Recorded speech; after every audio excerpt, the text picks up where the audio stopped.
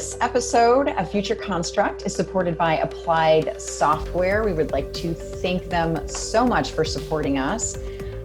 Applied Software is really on a mission to transform industries. They empower their clients and champion innovation with real-world expert consultants.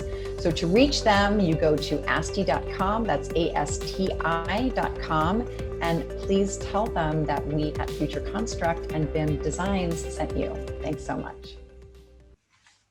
Hi everyone, thank you for joining us today. I am Amy Peck. I am your host of Future Construct. And today I actually have one of my good friends and colleagues, Joanna Popper, who is the global head of go-to-market at HP. Hi, Joanna, welcome. Hello, it's great to be here with you. Yeah, we haven't seen each other in quite a while, but Joanna and I have known each other for a while. Exactly. So tell us a little bit about your role at HP to get started. Sure. So thanks for having me here. It's great to be here with you and get a chance to catch up, even if it's through a podcast and not at all the great events we used to go to together and all the great fun we used to have together in the previous version of the world. So my name is Joanna Popper and I'm at HP. I've been at HP 3 years now. I focus on our go-to-market for virtual reality. When I first joined HP, I focused on location-based entertainment. And then about a year and a half ago, I expanded my role into some of our other sectors as well and focusing on our go-to-market for our new products. And prior to that, I was at NBC Universal for about 8.5 years, leading marketing for one of the brands, as well as some other companies. So you have global in your title, and you are probably one of the most well-traveled people I've ever met. So, because you really do have a global perspective on some of the technology and how, VR in particular has evolved. So what are some of the trends that you've been seeing sort of pre-pandemic, and then how has that shifted post-pandemic? Good question. So, well, pre-pandemic in virtual reality, we were seeing a lot of focus on training, and the areas we were focusing on were the use cases around learning, collaborating, creating, and connecting. And particularly in the industries or in the use cases for training, location-based entertainment, product development, architecture, engineering, construction, healthcare and education. And what we've seen during the pandemic and through the pandemic is great acceleration of interest in all of those use cases. So in learning, throughout this time, we've seen in many areas about 80 to 90% of students are no longer in classrooms, and educators are not in classrooms. We've seen that 30 to a quarter to a third of workers think that they will be working remotely even into next year. And throughout that, businesses and organizations still need ways to connect, to collaborate, to train, to teach, so we've seen VR really taking a prominent role in that, or a larger role, an accelerating role in that throughout this time. I think that's interesting. I think you're right. I think a lot of companies, especially those who were already maybe in kind of POC and a very early pilot stage, have now sort of fast-tracked some acceleration and deployment. And you have a beautiful new headset out as HP, not you personally, but and I had tried the first Reverb, which was a beautiful piece of hardware, but these next kind of 2 versions are pretty incredible. Can you talk a little bit about those? Sure. We have the HP Reverb G2. It is a new headset that we've created together with Valve and Microsoft. It's our 3rd headset with Microsoft and our 1st headset with Valve. We are really excited about it. The enthusiasm for it and the interest in it has been incredibly strong. There's a couple of things that make it so special, why people are so excited about it. One is around the immersive quality. So we have these brand new lenses that are designed by Valve. Valve, for anyone who doesn't know, is one of the leaders in this industry, a great gaming company, but they also were pioneers in VR. And most of the early headsets for the last 5-6 years have had some type of Valve technology, or most of the leading headsets. So we're thrilled to be working with them now.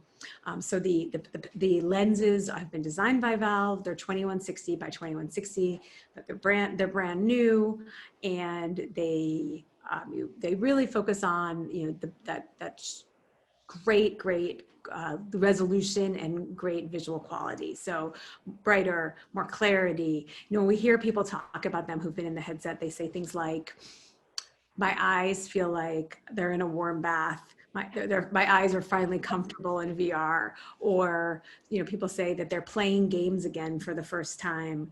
Not for the first time. They're playing games that they played previously, but it feels like for the first time, it feels like a brand new experience, that they may be in a game and stop and stare at a blade of grass for 10 minutes and not even realize, because they're so fascinated with how good it looks in VR, and they never imagined something would look like that in VR. So it's really been interesting to see the reaction from people as they come into the headset. So the immersive quality is one of and the clarity is one of the major attributes. The audio is really great. The audio is fairly similar to the Valve Index. So if you like the Valve Index, you'll like this audio. It's spatial, 3D, off your ear. So it's more comfortable for wearing for longer times. And then the headset is designed for comfort. So more of the weight is on the back, so that it feels more comfortable. You don't have that forward facing sort of drop down effect. And then it's relatively lightweight, and it comes with a fabric cushion, and there will be a multi-user PU leather version as well, or gaskets available in the future as well.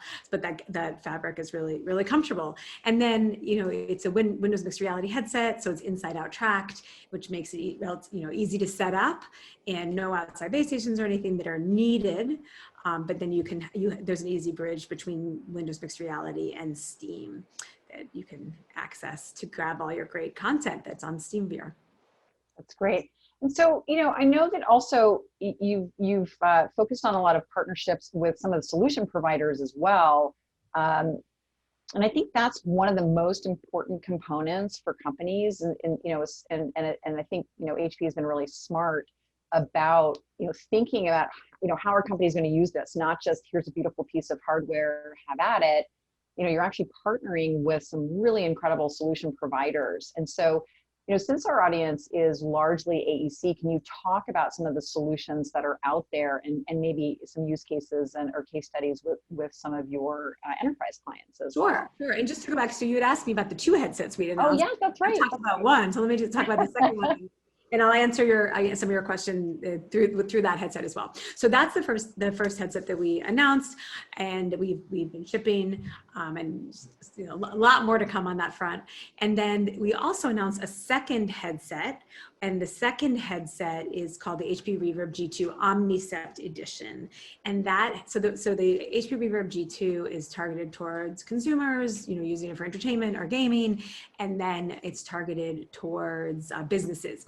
The second headset is actually targeted towards enterprise and developers. And so it takes, a lot of the great, the base of the HP Reverb G2, and adds to it some sensors such as eye tracking, pupillometry, face camera, and heart rate tracking.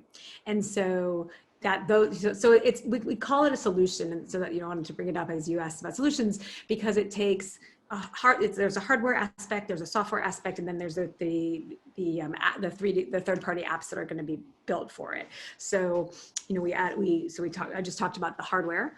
On the software side, we are building a variety of SDKs. The first one that will launch with the headset is around cognitive load. So it's really targeted for people in the learning or education space. An example would be, say, if you are training on learning how to fly, and the instructor would be able to look at what you're doing and see based on your reaction, using the SDK for cognitive load. Are you overstimulated? Are you bored? Are you freaked out? Are you scared? Do we need to ratchet it up? Do we need to ratchet it down? And so that instructor would be able to offer you a much more customized learning environment. When we know VR already, that VR is so great for learning, that the retention is so strong, and now we're adding that customization layer on top of it. And so that's the software aspect. And we're going to add additional SDKs in the future beyond cognitive load, but that's the first one that it will launch with. And then the third aspect is there are third-party ISVs and content creators and developers that we're working with who are creating solutions specifically for this headset. So we're working with Thea, who's in the AEC environment. We're working with Pixo, who's in the training environment. We're working with Ovation VR, who does public speaking training, as well as a slew of other partners. And so we're really excited to see what they're going to be offering using the solution that takes that next level of really making VR more of a two-way street, and so that you can customize your experience. I think that's amazing, and I've seen Ovation VR, and I can imagine now that extra layer of really sort of measuring how you're interacting with an audience. Are you getting nervous? And we all have tics that we happen to do when we're on stage. And so, yeah, I think that's phenomenal. I know Thea well and Pixo very well. They're really, truly amazing. I would like to thank the team at Applied Software for supporting this episode of the Future Construct podcast. With solutions for really any modern project, Applied Software is on a mission to transform industries by empowering their clients and being the champions of innovation with real-world expert consultants.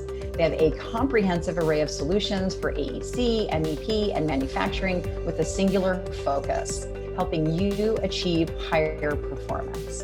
So with software, training, support, consulting, and custom development, Applied Software has you covered for all of your workflow needs. And BIM Designs is proud to be a client and partner of Applied Software. So you can reach them at asti.com, it's ASTI.com, and please let them know that we here at Future Construct and BIM Designs sent you. So let's kind of just talk, overarching, again, with that global perspective that you've kind of gained, how is the traction now? And so we've been seeing that, uptick in interest. Are you finding, differences between, say, North America and Europe and Asia in terms of what they're focusing on and then how quickly they're deploying? It's a good question. So, I would say, well, right now, most of the world has different, is dealing with the global pandemic of COVID-19. And so clearly there are certain regions of the world that have been more impacted, or the time frame of where they've been impacted is different. So there's places that we work with where even our own offices have, half of or most of our engineering team is in Taiwan, or a portion, I don't think half or most, those are actually accurate, but like a big portion of our engineering team for our VR team is in Taiwan, and they had 2 weeks where they couldn't go to the office. Whereas we still have not gone back to our offices. And the roadmap on when we're going to go back out to our offices is unknown, and that's the case in much of Europe. That's the case in the United States. So that has an impact in terms of VR in some ways. In some ways, it can propel the interest for VR, and then for other parts of VR, it may be slowing it down. So you see some businesses that are looking for, how do we stay connected? How do we collaborate? How are we using creation tools? How are we all going to go in and track, doing product development or an AEC project? Okay, let's turn to VR and do it, and then maybe they'll still be doing it from their homes. And so we see it's been interesting to watch those trends. And then of course, location-based entertainment, which we talked about up top a little bit. We see places that have been open this whole time practically. We see places that have been reopening slowly, and we see places that haven't been able to open again. Yeah, and that's been interesting too, with LBVR, because they have that kind of added component. There's very high overhead. People are nervous about going into these environments. Do you see those, more broadly here in the U.S., some of those opening up more quickly? I have heard of a few that have actually sort of shifted focus and become sort of training centers, or centers where they can, bring small groups of people together, either for team building or small classes. Are you seeing that trend with some of your customers? Well, we've seen a number of different trends. So, in March and April, most people were closed around the world as the world started to grapple with, what is this? What is going to happen? And then we saw Europe start to reopen. And the interesting thing about Europe was that we saw that people were really interested in coming back. And that, for the places that were able to reopen, their numbers were quite strong. And there's a couple of reasons for that. I think one, during those 2 months, a lot of the companies kind of stopped, took and took, looked at strategies, looked at what they needed to do. So shifted some operations, shifted some content, shifted, how they talk to their audiences about sanitization, shifted group sizes that they would put together, created things like contactless check-in. And so, took that opportunity to really make their operations appropriate for today's climate. But what's interesting, I think, is that VR and LBVR, compared to some of these other venues that we go to be entertained, like a concert or a cinema or a theme park, in a way, you're almost naturally socially distanced because of the limitations of throughput and because of the technology. And so in most cases, you're in a group of 4 to 8. You're not in a group of 300. Or you're not in a group of a couple thousand, like in a cinema or like in a concert or, in a theme park or even a big arcade. And so in some ways they've been able to, it becomes almost almost a safer place and perceived as a safer place because the family will come knowing it's just going to be that family there. Nobody else will be there around them, and they'll be able to, have this great, exhilarating family fun together. Especially in a moment, there are not a lot of other things that they can be doing together, and so we've seen, some benefit of that in some areas, and then, but as we see different spikes and different governments and local officials take different actions. We've kind of seen some the curves going in different directions. Yeah. So, we're in a group, and sometimes we all meet in alt space, or there's other events going on, and we're kind of early adopters, right? I think I would call us early adopters. Do you see like a shift or like that tipping point coming where maybe more people are involved in these sort of social VR constructs that'll start to kind of move into enterprise? Yes, I do. I think that,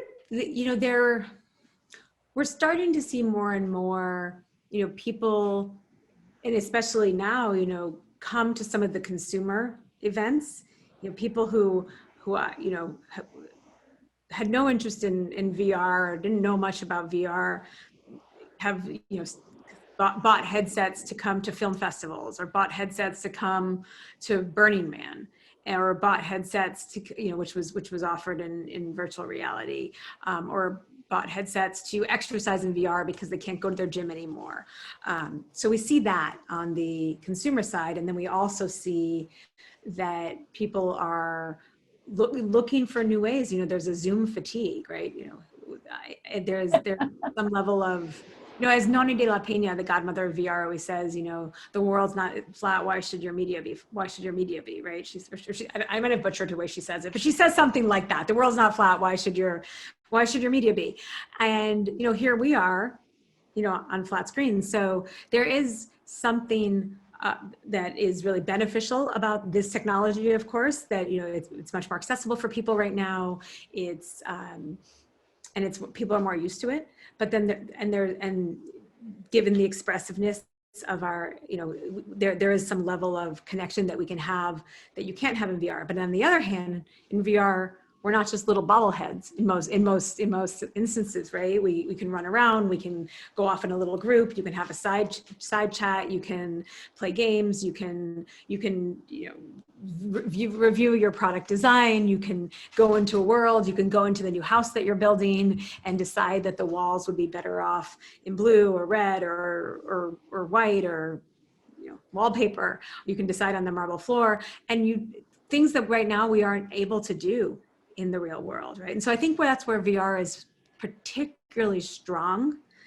It's particularly strong at creating worlds that may not exist, or worlds that you don't have access to, or worlds that where you're using that real-time engine and 3D that you want to change like on the spot and have that experience. And so I think there's a consumer trend, but there's also a really strong enterprise trend that are going to both help this business move forward.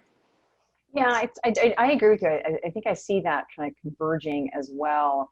And I'm always curious about how do we replicate again? You mentioned earlier, we don't really know when we're going back to work. And I think the one thing that we do miss and we haven't been able to replicate are those kind of water cooler moments. Yeah. And early on, my team, we started having sort of Friday happy hours, right? Just social. Mm-hmm. In the same environment that we used for our work meetings, and there were whiteboards and there were ways to kind of bring in 3D objects and actually have our meetings and have sort of functional work meetings. But then we decided that we were just missing that kind of being ridiculous. We would all bring in like ridiculous assets or memes that we had seen or objects that were just sort of funny for the week, or we're just like, all right, we're just gonna actually have fun. And I think it was really healthy for us to be able to still have that connection. And do you see us really being able, like, that's to me, like, how do we solve that problem of those kind of just little happenstance interactions? It's so interesting you say that. Right after we went into COVID, our team started doing what we called VR Hang. And we invited tons of people in the company, not just our VR team, to come and hang out in VR with us. And so we went to Altspace, we went to Big Screen, we went to Mozilla Hubs, we went to VR Chat, and many, many more. We did one of our product managers retired during this time. We did his retirement party in there. We did a whole slew of events, and I'm missing a lot of the different venues that we went to, but we went to a whole bunch. And there is something fun, about having that water cooler moment that, I'm walking by, let me ask you a question, because when you're in a Zoom, there's something so, okay, it's usually a group, it's a bunch of people, there's no side chat, there's no, maybe you chat with somebody a bit, but, everyone's a little bit on. It's in a way a little bit artificial, right? And I was on a Zoom last night with I'm in this group called Chief, which is women who are leaders, coming together to talk about things in their lives, and 3 of them during this time period in our small group had started new big jobs. One runs a studio, one is a CHRO, so head of HR at a company, and I can't remember what the third one did, but so they took on these big jobs during this time, and they've never met anyone that they work with. They've never met the teams, they never met their bosses in many cases. And in some cases, they're coming into teams that have all had that, that had worked together and met together. And they were all really grappling with, how do I create those sort of more real connections, and how do I build those relationships with, is it only through Zoom? Is it through Slack? Is it through, and they all had different answers and different things that they were trying. But I do think there's something interesting about VR that connects you in a way where that you kind of feel like you've been together in a deeper way than you do in Zoom. And Liz Rosenthal, who who runs Venice Film Festival, she and I have been in a number of events together through this time period. And the last time I saw her, she said, I really feel like we hung out for real yesterday. Of course, we're in a completely different continent. And because we were hanging out in VR chat. And so, there's still gaps, right? The expressiveness in those platforms is still early days. And, that's something that things like Omnicept in the future we'll be looking towards, and I'm sure other devices as well. But certainly the HP Reverb G2 Omnicept edition with facial camera, that's going to be something that probably down the road people start using for moments like that, to give that expressiveness, to give that emotion. And so I think that there's a real opportunity. I think you're right, and yeah, I think that facial expression, I think it's coming, and studies are have shown that when you meet someone in VR, even if you haven't met them in person, often you are actually able to recognize them when you meet them in real life without even being introduced, because you recognize their hand gestures, you recognize just sort of the physicality, you recognize their voice. So we're able to connect the dots to a degree. And then, like you said, the sort of facial tracking where you start to really bring those nuanced expressions in, I think this is going to be kind of a game changer there as well. Yeah. All right. So have you been spending a lot of time in virtual platforms? Yes and no. I actually just moved, and so I haven't set up my VR space, because you need your VR space. I haven't set it up yet. Are you in Europe these days, or are you back in the US? No, I'm back in the Bay Area, but I moved from Tiburon down to Woodside just temporarily before I go to Tbilisi in January. So I'm excited about that. So I will be setting up, I'm going to take some time over the holidays and get my VR area set up so I don't break any lamps, which I'm excited about. So I asked this question to everyone and really looking towards the future. And I know you spent a lot of time kind of thinking about where all of this is going, but this question is more just about you personally, looking at the whole landscape of technology, and in 2030, 2040, 2050, if you could build your absolute number one gadget just for you, what would it be and what would it do? 2030, 2040, 2050. It could just be one gadget. Yeah. Well, I certainly am ready for my autonomous car that takes me everywhere that I need it to go. But I'm hopeful that will come before then. So we have to go a little bit. And I'm certainly very excited for our smart glasses, that look like the glasses you're wearing, but do everything exactly and more that all of our VR devices do today. But I also hopeful maybe that will come before then. And so what do we really need in the world? Well, I mean, this is kind of outside the realm of what we do for work, but I guess, although in a way it's something that HP does, but I'm thinking about, what, not like a Juicero or whatever, like what silly thing would make my life, 1% easier every day. And Juicero is obviously a silly example, but, I'm thinking, what is something along the lines of, I'm thinking like, a 3D printer that would basically be able to create whatever is needed. So if, if somebody needs food, if somebody needs water, if somebody needs shelter, it's kind of like, it's in a way, I'm creating a 3D printer that acts as a genie in a bottle. So I love that. You just sort of, you blink it into existence. Yeah. So for people who, they're hungry, or they don't have shelter, or they don't have, that's what's coming to mind right now. I love that. Maybe the 3D printer has vaccines, all the things we really need. Right now. Yeah. Well, I think actually that's coming where, you can actually start to have a customized formula based on your own DNA, and then 3D print exactly the prescription, which is prescription. Yeah. So, and then, and for, on a lighter note for that, for those of us who travel all the time, or used to travel all the time, like you and I, you wouldn't have to bring anything, because like your 3D printer would just. Yeah. I think we both need a teleportation device for sure. Time travel. That would be amazing. Well, yeah. Joanna, it's a pleasure as always. It's actually so nice to see you. And thank you so much for joining us today. Thanks for inviting me. I really appreciate it.